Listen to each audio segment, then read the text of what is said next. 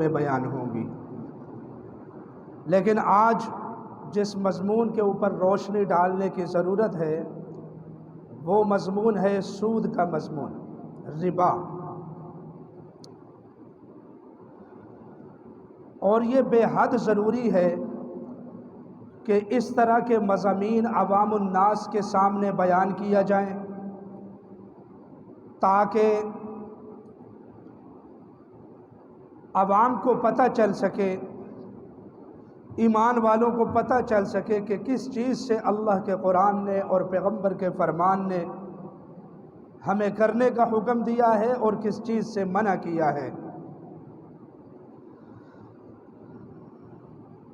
تو چنانچہ اپنے مضمون کو شروع کرتے ہیں۔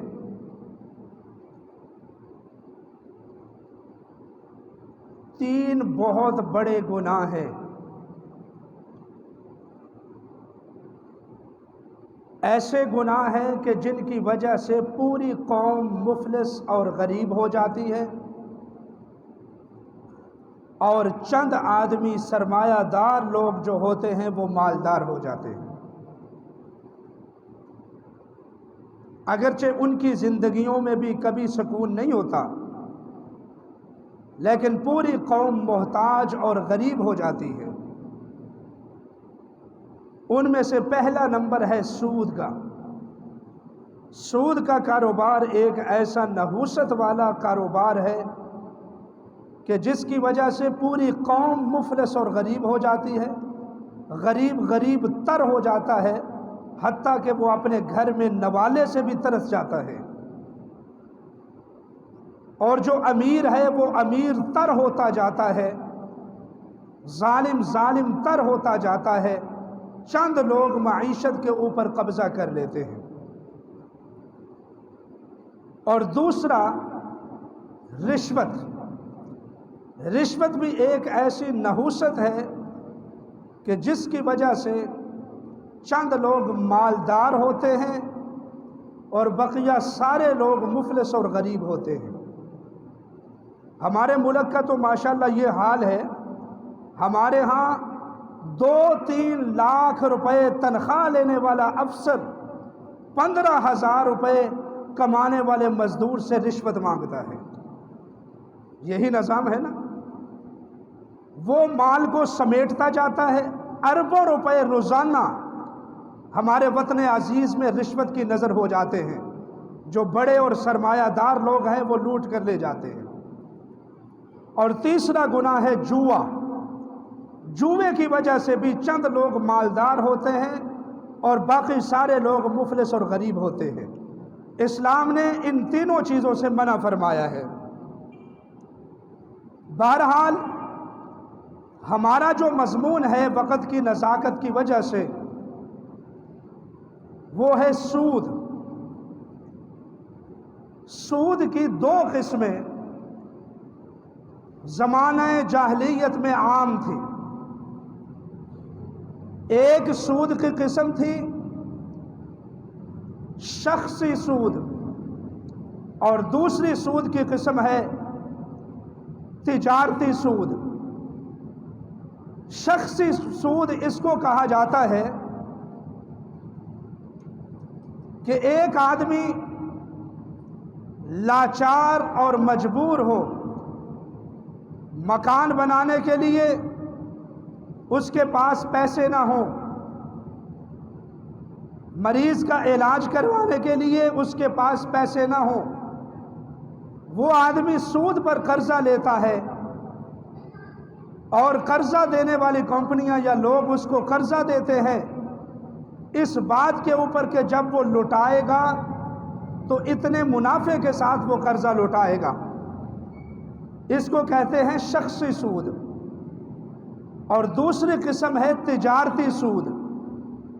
تجارتی سود یہ ہے کہ ایک عام آدمی یا ایک محکمہ یا کمپنی بینک وغیرہ سے یا کسی دوسرے ادارے سے سود لیتے ہیں تاکہ ان کے کاروبار میں ترقی ہو، تجارت میں منافع ہو۔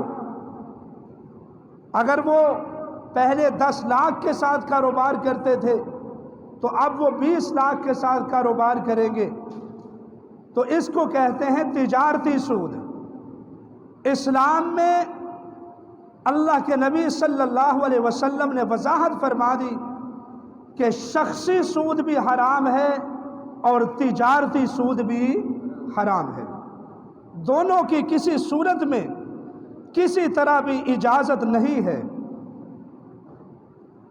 مفتی اعظم پاکستان حضرت مولانا مفتی شفیع صاحب رحمۃ اللہ علیہ تعالی نے لکھا ہے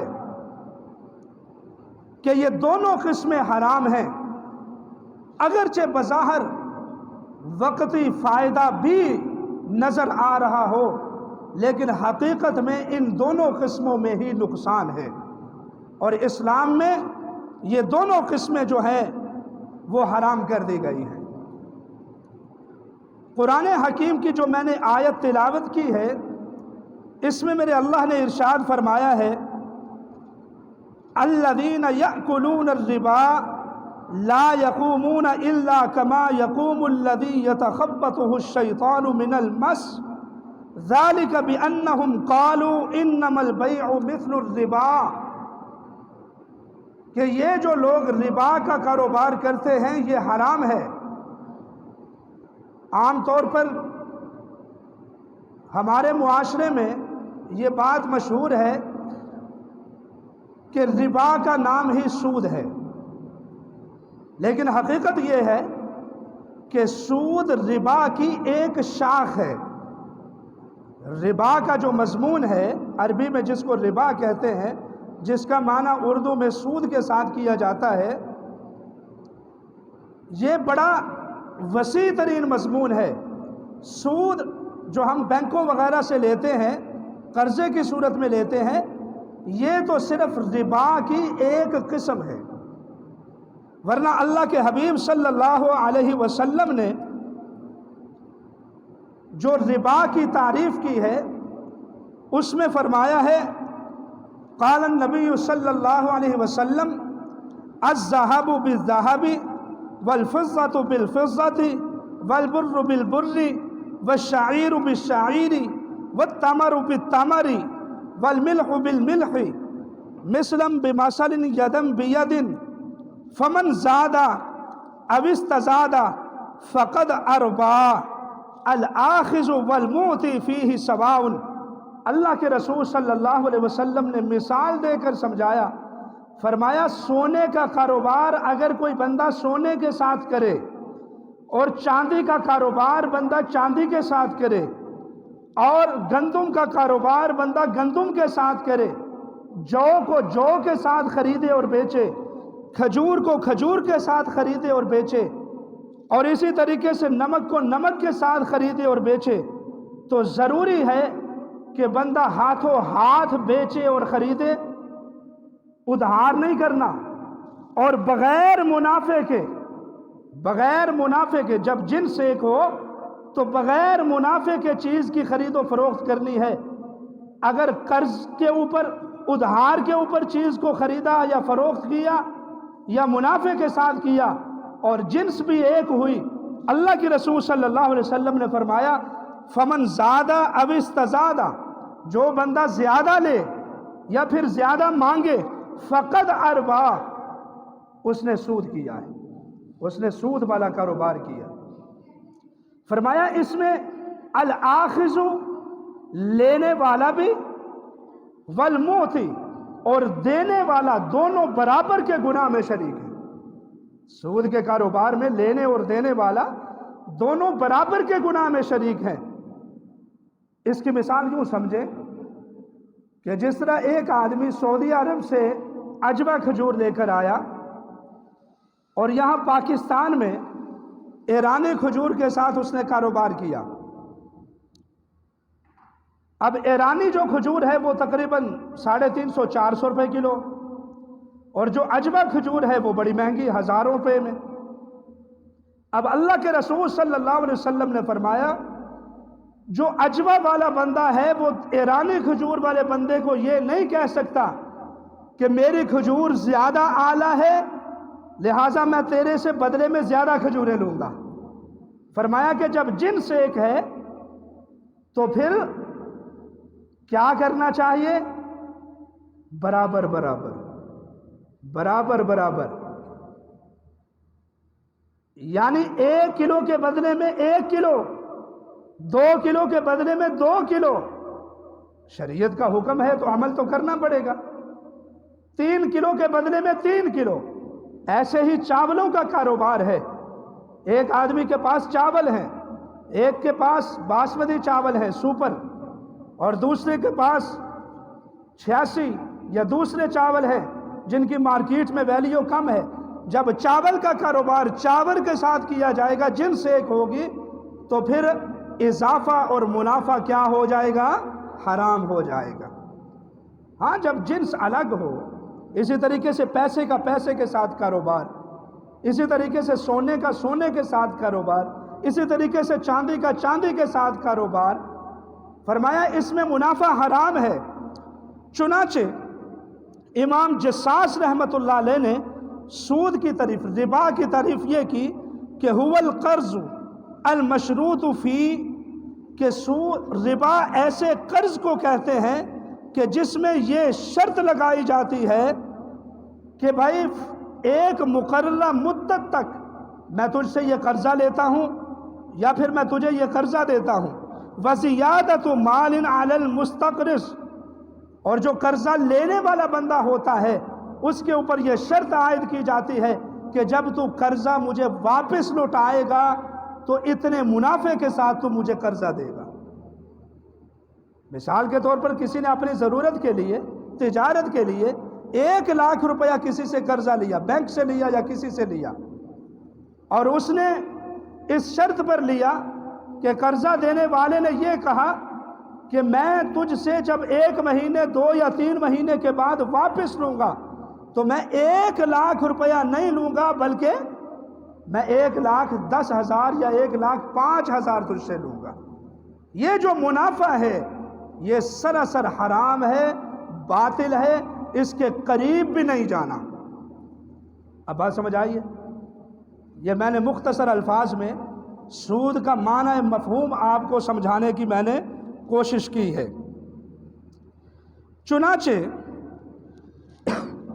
ہمارے معاشرے میں چند قسم کے سود زیادہ رائج ہیں۔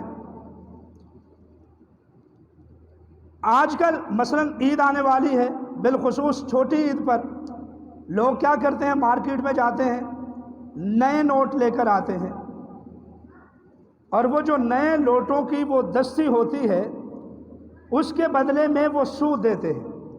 جو نئے نوٹ دینے والا بندہ ہوتا ہے وہ کہتا ہے کہ بھائی میں تجھے یہ 10,000 کی گٹھی دوں گا، اس کے بدلے میں اتنے فیصد پیسے تجھ سے زیادہ چارج کروں گا۔ یہ بھی سود ہے، یہ بھی حرام ہے۔ بات سمجھ آ گئی کہ یہ بھی حرام ہے؟ اللہ اکبر۔ اچھا، بات جہاں سے میں نے شروع کی وہیں پر آتے ہیں۔ یہ مضمون تھوڑا مشکل ہے لیکن اس کو سمجھنا چاہیے۔ سود کی کتنی قسمیں میں نے بیان کی؟ 2 قسمیں میں نے بیان کی، ایک شخصی سود اور ایک تجارتی سود۔ شخصی سود کیا ہے کہ ایک لاچار اور مجبور بندہ اپنی مجبوری کو ٹالنے کے لیے کسی ادارے سے، بینک سے یا کسی سے سود لیتا ہے، سود کے اوپر قرضہ لیتا ہے اپنی ضرورت کو، اپنی مجبوری کو دور کرنے کے لیے۔ اس کو کہتے ہیں شخصی سود، کہ بندہ اپنی ضرورت کو دور کرنے کے لیے، پورا کرنے کے لیے، اپنی مجبوری کو دور کرنے کے لیے سود کے اوپر قرضہ لیتا ہے۔ یہ تو ہے ہی حرام۔ اور دوسرا ہے تجارتی سود، کہ بندے کو مجبوری کی وجہ سے ضرورت نہیں ہے، بلکہ ایک مالدار آدمی، بزنس مین آدمی ہے، وہ کسی سے پیسے لیتا ہے تاکہ میں اور زیادہ انویسٹمنٹ کروں، اور زیادہ مجھے منافع آئے۔ یوں تو کوئی پیسے قرض پر نہیں دے گا، لیکن جس سے وہ پیسے لیتا ہے اس سے وہ اس شرط کے اوپر پیسے لیتا ہے کہ بھائی میں جب تجھے لوٹاؤں گا تو میں اتنے منافع کے ساتھ تجھے یہ پیسے دوں گا، یا میں جب تجھے لوٹاؤں گا تو اتنے، یا پھر ماہانہ طور پر یا ہفتہ وار طور پر تو مجھ سے اتنے پیسے لے لیا کر۔ مثال کے طور پر 1,00,000 کے ساتھ میں تجھے 2,000 دوں گا، یہ ہے تجارتی سود۔ دونوں قسم کا سود اسلام میں حرام ہے، اور میں یہ چیز ثابت کروں گا۔ میں نے آج سود کا مضمون کیوں میں نے بیان کرنا پسند کیا، ایک مرتبہ میں پھر دہرا دوں، اس لیے کہ حالیہ تقریباً 4-5 بڑے بینکوں نے، جن میں اسٹیٹ بینک بھی ہے، اس نے سپریم کورٹ آف پاکستان میں درخواست دائر کی ہے ان بینکوں نے کہ جو پچھلے دنوں میں سود کے خلاف پاکستان میں قانون بنانے والے اداروں نے قانون نافذ کیا تھا، اس قانون کو واپس لیا جائے اور سودی نظام کو رائج ہی رہنے دیا جائے۔ آج کل اخبار کی سرخیوں میں یہ سرخی بھی شامل ہے، تو میرا حق بنتا ہے کہ ایز اے مقرر یا باعث میں آپ حضرات کے سامنے اس مضمون کے اوپر روشنی ڈالوں۔ اب توجہ کیجئے، یہ جو بینکوں والے لوگ ہیں یا سرمایہ دار لوگ ہیں، یہ ایک اعتراض کھڑا کرتے ہیں۔ اعتراض یہ کھڑا کرتے ہیں کہ اللہ کے رسول صلی اللہ علیہ وسلم کے زمانے میں جو سود رائج تھا، وہ سود شخصی سود تھا، تجارتی سود نہیں تھا۔ سمجھ آ رہی ہے بات کی؟ ذرا ہوشیار ہو کر بیٹھیں۔ وہ کون سا سود تھا؟ شخصی سود تھا، تجارتی سود نہیں تھا۔ یعنی آپ صلی اللہ علیہ وسلم کے زمانے میں جب کوئی بندہ سود کے اوپر پیسے لیتا تو وہ اپنی ذات اور اپنی مجبوری کو ٹالنے کے لیے لیتا، تو اس لیے اسلام میں اور قرآن میں سود کو حرام کر دیا گیا کہ مجبور آدمی تو پہلے ہی بے بس ہے، اگر اس نے سود کے اوپر اور قرضہ لے لیا تو وہ تو زیادہ مر جائے گا۔ سمجھ رہے ہیں بات؟ یہ ان سرمایہ داروں نے اور بینکوں والوں نے یہ اعتراض کھڑا کیا۔ وہ کہتے ہیں کہ جو دوسری قسم ہے سود کی، تجارتی سود، تجارتی سود اللہ کے رسول صلی اللہ علیہ وسلم کے زمانے میں تھا ہی نہیں، صرف شخصی سود تھا۔ تجارتی سود اور شخصی سود کی سمجھ آ گئی ہے نا؟ تجارتی سود یہ ہے، رہن دو یار، نہیں چلتا، رہن دو، بند ہی کر دو۔ تجارتی سود یہ ہے کہ بندہ ہے سرمایہ دار، مالدار، وہ کاروبار کرنا چاہتا ہے، اپنے کاروبار کو بڑھانے کے لیے وہ بینک وغیرہ سے، کسی ادارے سے یا کسی سے سود لیتا ہے تاکہ میں اور زیادہ انویسٹمنٹ کروں اور مجھے اور زیادہ منافع آئے۔ یا پھر اس کی مثال یہ بھی سمجھیں کہ ایک آدمی کے پاس پیسے ہیں، گھر میں دانے بھی ہیں، کوئی مجبوری بھی نہیں ہے، اس نے بینک کو قرضے کے طور پر پیسے دے دیے، اب بینک ماہانہ طور پر اس کو منافع ادا کرتا ہے، یہ بھی تجارتی سود میں آتا ہے۔ تو یہ لوگ کہتے ہیں کہ جو تجارتی سود ہے یہ اللہ کے رسول صلی اللہ علیہ وسلم کے زمانے میں تھا ہی نہیں، تو جس کی وجہ سے تجارتی سود حرام ہی نہیں ہے۔ تو جب تجارتی سود حرام ہی نہیں ہے تو درخواست کو واپس لیا جائے۔ البتہ شخصی سود کو حرام ہونا چاہیے، جو ایک مجبور اور غریب آدمی اپنی مجبوری کو دور کرنے کے لیے، اپنی ضرورت کو پورا کرنے کے لیے لیتا ہے۔ یہ ان کا مدعا ہے، یہ ان کا دعویٰ ہے، اور یہ ان کا طریقہ استدلال ہے۔ بات سمجھ آ گئی؟ تو اب سمجھیے، علماء نے یہ بات لکھی ہے کہ در حقیقت یہ جو سرمایہ دار لوگ ہیں اور بینکنگ کا نظام چلانے والے لوگ ہیں، یہ پرلے درجے کے جاہل اور بے دین اور بے علم لوگ ہیں، ان میں زیادہ تر، اور جو جانتے ہوئے بھی ایسا کاروبار کرتے ہیں، اللہ پناہ عطا فرمائے، اس کے بارے میں بھی انشاءاللہ بحث ہوگی۔ یعنی ان کو علم ہی نہیں ہے، بغیر علم سے اپنے پلے سے بنا کر وہ باتیں عوام الناس کے سامنے کر دیتے ہیں۔ اور اللہ تعالیٰ ہدایت دے مولویوں کو، جو بکنے والے مولوی ہیں، ان کو در حقیقت اس طرح کی راہیں یہ مولوی ہی فراہم کرتے ہیں۔ اللہ سب کو ہدایت دے۔ اب سب سے پہلی جو ان کا یہ دعویٰ ہے کہ اللہ کے رسول صلی اللہ علیہ وسلم کے زمانے میں چونکہ تجارتی سود نافذ نہیں تھا تو لہٰذا تجارتی سود جائز ہے، اور اللہ کے رسول صلی اللہ علیہ وسلم کے اوپر جو زمانے میں جو سود نافذ تھا وہ شخصی سود تھا جو مجبور آدمی لیتا تھا، وہ حرام ہے۔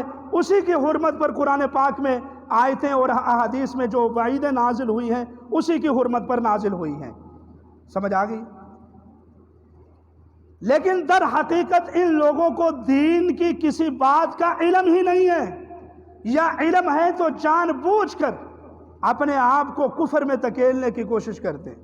پیسے روپے کو کمانے کے لیے، امیر ہونے کے چکر میں یہ دین کے ساتھ، اپنے ہی مذہب کے ساتھ یہ لوگ بغاوت کرتے ہیں۔ یا تو پتہ ہی نہیں ہے یا پھر یہ باغی ہیں۔ بہرحال دونوں صورتوں میں بہت بدنصیبی والی بات ہے۔ اب چند مثالیں میں آپ کے سامنے پیش کروں گا اللہ کے رسول صلی اللہ علیہ وسلم کے زمانے کی، کہ ان کا یہ کہنا کہ تجارتی سود اللہ کے رسول صلی اللہ علیہ وسلم کے زمانے میں نافذ نہیں تھا، یہ سراسر باطل اور جھوٹ ہے، اور یہ بے بنیاد بات ہے۔ اس زمانے میں بھی دونوں طرح کے سود رائج تھے۔ لوگ قرضہ اس لیے بھی لیتے تھے تاکہ مجبوری کو دور کیا جائے، لوگ قرضہ اس لیے بھی لیتے تھے تاکہ کاروبار میں اضافہ ہو، یعنی تجارت کے طور پر بھی سود لیتے تھے۔ وہ ان کا یہ کہنا کہ اس زمانے میں یہ سود رائج نہیں تھا، یہ سراسر نا انصافی اور غلط اور بہتان تراشی ہے شریعت اسلامیہ کے اوپر۔ اب پہلی مثال، ایک تفسیر ہے، معروف تفسیر ہے، تفسیر در منصور۔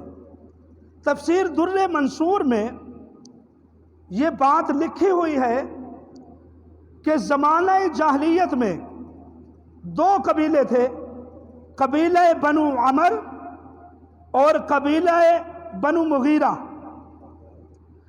جو قبیلہ بنو عمر تھے، یہ قبیلہ بنو عمر سے تجارت کرنے کے لیے سود کے اوپر قرضہ لیتے تھے۔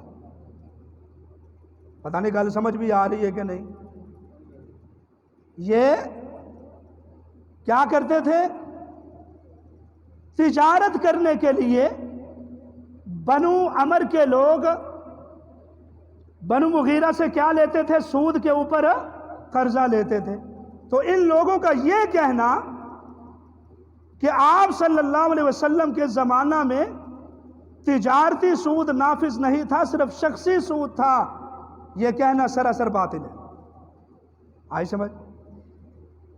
اور اسی طریقے سے تفسیر در منصور میں ہے کہ کان بنو المغیرہ یربون السقیفہ، جو بنو مغیرہ کے لوگ تھے، جو بنو مغیرہ قبیلہ تھا، یہ بنو ثقیف سے سود کے اوپر پیسے لیا کرتا تھا، یعنی پورا قبیلہ سود کے اوپر پیسے لیا کرتا تھا۔ اب پورے قبیلے کا سود کے اوپر پیسے لینا اس بات کی دلیل ہے کہ وہ شخصی سود نہیں تھا بلکہ تجارتی سود تھا۔ وہ تجارت بڑھانے کے لیے، منافع کے لیے وہ سود لیتے تھے، اس لیے دونوں طرح کے سود کے اوپر حرمت نازل ہوئی ہے۔ یہ کہنا کہ صرف شخصی سود کے اوپر حرمت نازل ہوئی ہے اور تجارتی سود کے اوپر حرمت نازل نہیں ہوئی، یہ سراسر اسلام کے ساتھ یا تو غداری ہے یا انتہائی بے علمی والی بات ہے۔ تیسری مثال ذرا توجہ کیجئے، امام قرطبی نے رحمت اللہ علیہ تعالی تفسیر قرطبی میں یہ جو ابھی میں نے آیت تلاوت کی تھی، میں اس کو انشاءاللہ بیان کروں گا، فَلَهُ مَا سَلَف، اس آیت میں لفظ آتے ہیں فَلَهُ مَا سَلَف۔ اس آیت کے تحت لکھا ہے کہ هَذَا حُكْمٌ مِّنَ اللَّهِ لِمَنْ أَسْلَمَ مِنْ كُفَّارِ قُرَيْشٍ وَسَقِيفٍ وَمَنْ كَانَ يَتَّجِرُ۔ امام قرطبی نے یہ بات لکھی ہے کہ یہ جو آیت نازل ہوئی، در حقیقت یہ جو جملے نازل ہوئے ہیں، یہ قریش کے کفار اور بنو ثقیف جو قبیلہ تھا اور اس زمانے میں جتنے بھی تجارت کرنے والے لوگ تھے، ان لوگوں کے لیے یہ آیت نازل ہوئی ہے کہ او بھائی، جو تم تجارت کرنے کے لیے سود لیتے ہو، اسلام میں سراسر یہ حرام ہے، اس کی کوئی گنجائش نہیں۔ اب یہ بات سمجھ آئی ہے نا کہ ان لوگوں کا یہ کہنا کہ تجارتی سود جائز ہے، شخصی سود جائز نہیں، یہ سراسر باطل ہے۔ اور ایک بڑی دلیل جس کو آپ لوگ بھی جانتے ہیں، جب جنگ بدر کا واقعہ پیش آیا اور اس کا جو محرک بنا، جو سبب بنا، وہ حضرت ابو سفیان کا وہ لشکر تھا، وہ قافلہ تھا، تجارتی قافلہ جو وہ شام سے لے کر آ رہے تھے۔ روایات میں یہ بات لکھی ہوئی ہے کہ یہ اتنا بڑا تجارتی قافلہ تھا کہ مکہ کا کوئی آدمی جس کے پاس 100 درہم ہو، 1000 ہو، 50,000 ہو، لاکھ ہو، حتیٰ کہ 1 درہم، جس کے پاس 1 بھی درہم تھا، اس آدمی نے ابو سفیان کو سود کے اوپر قرضہ دیا تھا تاکہ ہمیں بھی منافع ہو۔ آئیے سمجھ کے نہیں آئے، یہ بھی ایک دلیل ہے۔ تو بہرحال اسی طریقے سے تفسیر مظہری میں ہے کہ حضرت عباس رضی اللہ تعالیٰ عنہ اور حضرت خالد بن ولید رضی اللہ تعالیٰ عنہ کا زمانہ جاہلیت سے لے کر کاروبار تھا، اور وہ بنو ثقیف جیسے مالدار لوگوں کو سود کے اوپر قرضہ دیا کرتے تھے۔ بنو ثقیف ایک مالدار قبیلہ تھا، تو جو مالدار ہو وہ جو سود کے اوپر قرضہ لے گا وہ بغرض تجارت لے گا یا بغرض سے مجبوری لے گا؟ تجارت کے لیے وہ قرضہ لے گا۔ اور پھر جب یہ آیت سود والی نازل ہوئی، اللہ تعالیٰ نے سود والے مسئلے کو حرام کر دیا، تو پھر حضرت عباس کو اور حضرت خالد بن ولید کو، حضرت عثمان غنی رضی اللہ تعالیٰ عنہ کو اللہ کے رسول صلی اللہ علیہ وسلم نے منع فرما دیا تھا کہ اب تمہیں وہ جو تم نے سود کے اوپر ان کو قرضہ دیا ہوا تھا، اب تم اپنا اصل قرضہ تو واپس لے سکتے ہو، جو سود والے پیسے ہیں وہ واپس نہیں لے سکتے۔ تو احادیث کی روشنی میں، تفسیر کی روشنی میں یہ بات ثابت ہوئی کہ سود چاہے کسی بھی قسم کا ہو، شخصی ہو، تجارتی ہو، بندہ اپنی مجبوری کی غرض سے سود لے یا تجارت میں منافع کی غرض سے سود لے، ہر طرح کا سود حرام ہے، اور یہ جو قرآن مجید کی آیتیں ہیں یہ ہر طرح کے سود کی حرمت کے اوپر نازل ہوئی ہیں۔ بات سمجھ آ گئی؟ انشاءاللہ جب آپ بہت غور کریں گے، توجہ کریں گے، ایک ایک حرف انشاءاللہ سمجھ آئے گا۔ اب توجہ کیجئے، خطبہ حجۃ الوداع کے موقع پر آپ صلی اللہ علیہ وسلم کا آخری خطبہ حج والا، اس موقع پر اللہ کے حبیب صلی اللہ علیہ وسلم نے فرمایا اول ربا اضاع من ربانا عباس بن عبد المطلب فإنه موضوع كله۔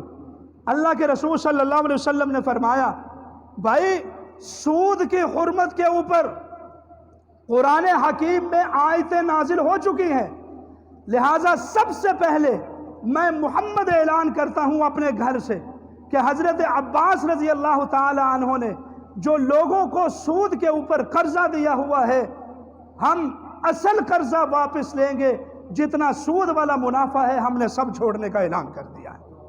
یعنی مزے کی بات تو ہوئی نا، اعلان ہوا تو اس کا نفاذ ہوا اپنے گھر سے، اس کا نفاذ ہوا اپنے گھر سے۔ یہ ہے شریعت محمدی کی خوبصورتی۔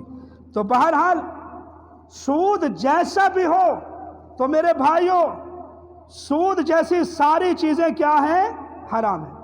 اور دوسری ذرا توجہ کیجئے، ان کا کیا کہنا ہے کہ یہ جو تجارت کی غرض سے سود لیا جاتا ہے، یہ کیونکہ اللہ کے رسول صلی اللہ علیہ وسلم کے زمانہ میں رائج نہیں تھا، اس وقت موجود نہیں تھا، تو لہٰذا یہ آج جائز ہے۔ او بھائی یہ کون سی بات ہوئی؟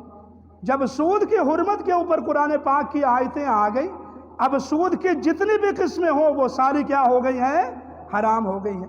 مثال کے طور پر شراب ہے، اب بندہ یہ بھی شراب کے متعلق کہہ سکتا ہے بھائی شراب حرام ہے، قرآن نے کہا شراب حرام ہے، لیکن اگر کوئی بہانہ کرنے والا ہو کہ اللہ کے رسول صلی اللہ علیہ وسلم کے زمانہ میں جو لوگ شراب نکالتے تھے وہ گندے برتنوں میں نکالتے تھے، وہ گندے لوگ تھے، اس وقت یعنی تحفظ کے لیے وہ کوئی اقدامات نہیں کرتے تھے، لہٰذا وہ والی شراب حرام ہے۔ آج ہمارے زمانے میں جو فیکٹریوں میں شراب نکلتی ہے، برتن بھی صاف ستھرے ہیں اور یہ مضر نہیں ہے، فلاں فلاں فلاں فلاں فلاں، لہٰذا یہ پاک اور صاف ستھرے برتنوں میں بنائی جاتی ہے، لہٰذا یہ شراب حلال ہو۔ کیا یہ ایسا ہو سکتا ہے؟ بس جو اس زمانہ میں قانون بیان ہو گیا قیامت تک وہی نافذ رہے گی۔ بات سمجھ آ گئی ہے کہ نہیں آ گئی؟ اور اسی طریقے سے سور ہے، مثال کے طور پر کوئی بندہ یہ کہے کہ بھئی سور ہے حرام، قرآن نے کہا حرام ہے، لیکن اس زمانہ میں جو لوگ سور پالتے تھے وہ گندگی میں پالتے تھے، وہ گندگی کھاتے تھے، اور آج بڑے بڑے آلہ جو ہیں وہ فارم بنے ہوئے ہیں، وہاں سور پلتے ہیں، آج بڑی صفائی ستھرائی میں ان کو پالا جاتا ہے، لہٰذا آج والے سور حلال ہوں، بھلا ایسا ہو سکتا ہے؟ اور بھائی سور حرام ہے، چاہے وہ چمن میں اس کو پالا جائے، جنگل میں پالا جائے، کہیں بھی پالا جائے، گندگی میں ہو یا صفائی میں ہو، بس وہ نجس العین ہے، شریعت نے اس کو حرام کر دیا، وہ حرام ہی رہے گا۔ سمجھ آئیے بات کے نہیں؟ مفتی شفیع صاحب رحمۃ اللہ علیہ، مفتی اعظم پاکستان، انہوں نے ایک بڑا پیارا واقعہ لکھا ہے۔ وہ کہتے ہیں کہ ہندوستان سے ایک گانے والا آدمی، گلوکار، وہ مکہ کے علاقوں میں چلا گیا، سعودی عرب کے علاقوں میں، اور اس کی آواز، جو ہندوستانی گلوکار تھا، اس کی آواز بڑی خوبصورت تھی، بڑی آواز میں سر کے ساتھ وہ گانا گایا کرتا تھا۔ سعودی عرب میں جب مکہ کے علاقوں میں گیا، وہاں اس نے ایک بدو آدمی کو، ایک پینڈو آدمی کو، دیہاتی کو اس نے گانا گاتے ہوئے سنا، جو کہ بڑی بری آواز میں گانا گا رہا تھا، اس کی آواز ہی صحیح نہیں تھی۔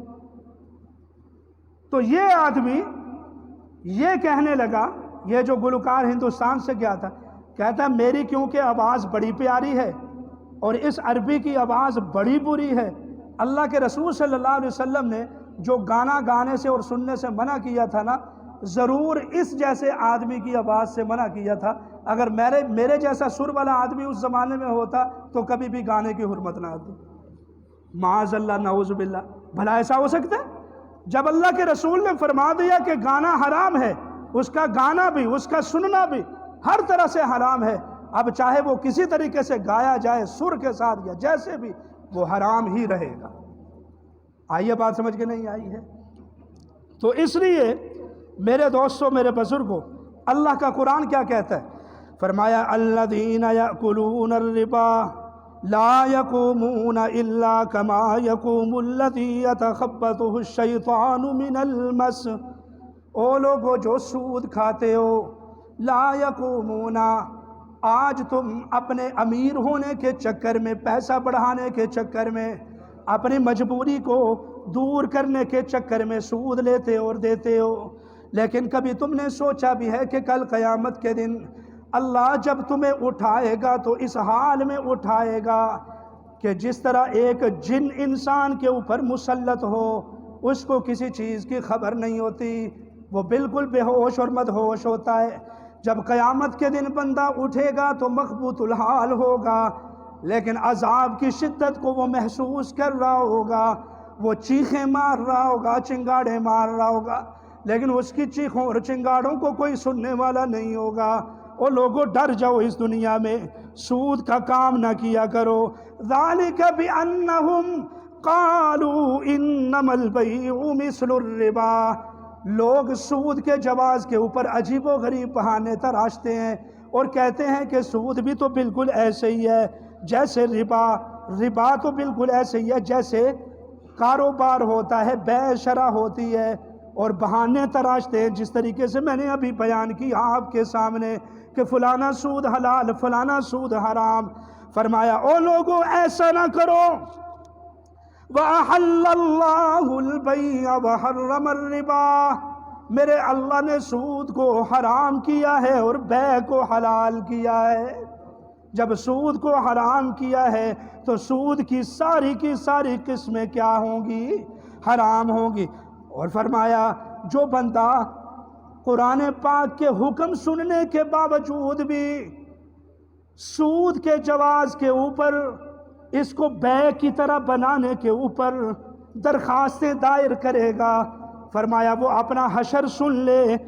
فمن جاءہ موعظۃ من ربہ فانتہى فلہ ما سلف وامرہ الی اللہ ومن عاد فاولئک اصحاب النار ھم فیہا خالدون۔ اس کے باوجود جو بندہ سود کا کاروبار کرے گا، میرا اللہ کل قیامت کے دن اس کو ہمیشہ کے لیے جہنم میں پھینک دے گا۔ یا تو یہ مطلب ہے کہ وہ بندہ فاسق ہے کہ پتہ نہیں تھا چلو کر لیا کام، یا پتہ تھا گناہ کو گناہ سمجھ کر کیا، پھر تو اللہ جب تک چاہے اس کو جہنم میں پھینکے گا. لیکن اگر اس نے حلال سمجھ کر جائز کی دلیلیں بنا بنا کر سود کو کھایا، سود کو لیا، سود کو دیا، تو پھر ایسا بندہ کافر ہو جاتا ہے. اور کافر کے لیے کیا ہوتا ہے؟ ہمیشہ کی جہنم ہوتی ہے. او میرے دوستوں، میرے بزرگوں، کہیں اللہ رب العزت ارشاد فرماتے ہیں فَإِن لَّمْ تَفْعَلُوا فَأْذَنُوا بِحَرْبٍ مِّنَ اللَّهِ وَرَسُولِهِ. اور لوگوں، اگر تم سود والے معاملات سے باز نہ آئے تو فَأْذَنُوا بِحَرْبٍ، تیار ہو جاؤ جنگ کے لیے. کس سے؟ مِّنَ اللَّهِ وَرَسُولِهِ، اللہ سے اور اس کے رسول کے ساتھ اعلان جنگ کے لیے تیار ہو جاؤ. قربانی دے مسائل انشاءاللہ اسی بیان کیتے بھی نے استاد جی، اور درساں دی صورت چ آن والا جڑا جمعہ ہے اودے وچ بھی انشاءاللہ کران گے، عید والے دن بھی کران گے. چونکہ ایک مجبوری بن گئی سی اور اے واسطے اس مضمون جمعے دے وچ مناسب سمجھیا. اور علماء دی کمیٹی نے پورے پاکستان دے وچ ایک گل طے کیتی کہ اے جڑا جمعہ ہے اے سود دی مذمت دے اتنے بیان کیتا جائے. تو اس واسطے میں ایک کاوش کیتی، اج دلائل جمع کیتے تاکہ تانوں سود دی مذمت دے اتنے روشنی پائی جائے اور قرآن و سنت دے وچ اے دے اتنے دلائل پیش کیتے جان. بہرحال بھائی سود جیسا بھی ہو، آج کے ہمارے جمعے کا خلاصہ کیا ہے کہ سود جیسا بھی ہو، اس کی کوئی بھی صورت ہو، ساری کی ساری صورتیں کیا ہیں؟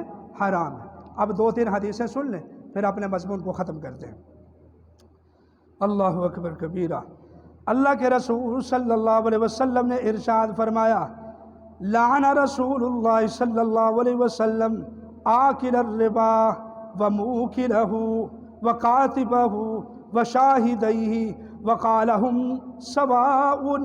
اللہ کے رسول صلی اللہ علیہ وسلم کی لعنت ہو سود کھانے والے پر اور سود کھلانے والے پر اور سود کے کاروبار کو لکھنے والے پر اور سود کے گواہ بننے والوں پر. یعنی جو آدمی سود والے محکمے میں بھرتی ہوا، وہاں سے تنخواہ لی اور اس کو لکھنے کی اجرت لی، اس کی حفاظت کی اجرت لی، اس کی گواہی کی اجرت لی، اگرچہ خود کاروبار نہیں کیا، اللہ کے رسول صلی اللہ علیہ وسلم نے فرمایا سب کے اوپر اللہ کے رسول کی لعنت ہو اور سب کا پیسہ حرام کا پیسہ ہے. سمجھ آ گئی ہے کہ نہیں؟ اللہ اکبر. نمبر 2، للربا 70 جزءا ایسرها ان ينكح الرجل امه. اللہ کے رسول صلی اللہ علیہ وسلم کی حدیث ہے، آپ صلی اللہ علیہ وسلم نے ارشاد فرمایا سود کھانے والا آدمی 70 گناہ کرتا ہے. کتنے گناہ کرتا ہے؟ 70 گناہ کرتا ہے جب بندہ سود کا پیسہ لیتا ہے اور دیتا ہے. اور فرمایا ان 70 گناہوں میں سے جو سب سے چھوٹا گناہ ہے وہ اپنی ماں کے ساتھ زنا کرنے کے برابر ہے. کوئی بندہ اتنی جسارت کرنے والا؟ تو پھر سود کا کاروبار کیسے؟ اللہ کے رسول صلی اللہ علیہ وسلم کی ایک اور حدیث، آپ نے فرمایا معراج کے موقع پر فانطلقنا حتی اتینا علی نہر من دم فیہ رجل قائم علی وسط النہر. آپ صلی اللہ علیہ وسلم نے فرمایا ہم چل رہے تھے یہاں تک کہ ہم ایک خون کی نہر کے اوپر پہنچے. وہاں ہم پہنچے جب میں نے ایک آدمی کو دیکھا جو اس نہر کے بیچ میں کھڑا ہوا تھا اور ایک آدمی باہر تھا. وہ آدمی خون کی نہر میں خون سے لت پت وہاں سے نکلنے کی کوشش کرتا ہے، کنارے پر آتا ہے. جو باہر آدمی کھڑا ہوا ہے وہ پتھر لے کر اس کے منہ کے اوپر مارتا ہے. وہ آدمی چیخیں مارتا ہوا واپس بھاگ جاتا ہے. اس کی حالت تو دیکھنے کے قابل تھی، بڑا ترس آ رہا تھا. میں نے پوچھا کہ یہ آدمی بد نصیب کون ہے؟ فرمایا والذی رأیتہ فی نہری آکل الربا. آپ صلی اللہ علیہ وسلم نے فرمایا اللہ کی قسم یہ وہ بندہ تھا جو دنیا میں سود کا پیسہ لیا کرتا تھا، جو سود کا کاروبار کرتا تھا. میرے بھائیوں بچ جاؤ. ایک اور حدیث سماعت فرما لو. آپ صلی اللہ علیہ وسلم نے فرمایا اربعۃ حق علی اللہ الا يدخلهم الجنہ ولا یذیقهم نعیمہا. آپ صلی اللہ علیہ وسلم نے فرمایا 4 ایسے بڑے گناہگار بندے کہ حق علی اللہ، اللہ کے ذمہ ضروری ہے کہ کل قیامت کے دن جنت میں ان کو داخلہ نہ دے، وہ جنت میں بالکل داخل نہ ہو۔ فرمایا ولا یذیقہم، جنت میں داخل ہونا تو دور کی بات ہے، اس کی نعمتوں کو یہ 4 بندے چکھ بھی نہیں سکتے۔ نمبر 1 مدمن الخمر، شراب کا کاروبار کرنے والا، شراب پینے والا بندہ، یہ جنت کی خوشبو بھی نہیں سونگھے گا۔ فرمایا وآکل الربا، دوسرا وہ بندہ جو سود کھاتا ہے، سود کھلاتا ہے۔ اور نمبر 3 وآکل مال الیتیم بغیر حق، اور ناحق طریقے سے یتیم کے مال کو کھانے والا بندہ۔ اور نمبر 4 والعاق لوالدیہ، اپنے والدین کی نافرمانی کرنے والا بندہ بھی جنت کی خوشبو کو نہیں سونگھے گا۔ حدیثیں اور بھی بڑی ہیں، بہت ساری حدیثیں ہیں، ہمارا ٹائم ختم ہو چکا ہے، تو اس لیے میرے بھائیوں اس مضمون کی سمجھنے کی کوشش کرو، یہ بہت بری چیز ہے۔ دعا ہے